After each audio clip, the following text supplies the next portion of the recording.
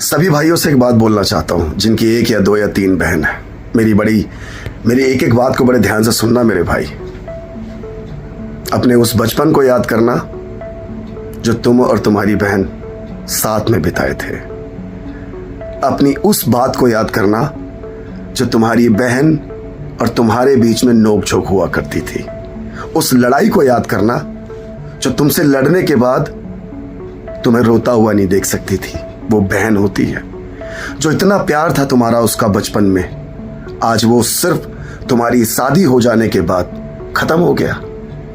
अब वो बहन पराई लगने लगी तुम्हें ऐसा लगने लगा कि वो बहन मेरे घर में आकर मेरे और मेरी बीवी के बीच में लड़ाई करवाती है।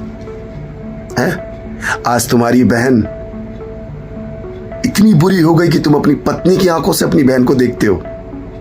अगर तुम अपनी पत्नी की आंखों से अपनी बहन को देखकर जज कर रहे हो तो याद रखना वो वही बहन है जिस कोख में तुम पले हो ना, उसी कोख में वो भी पली है।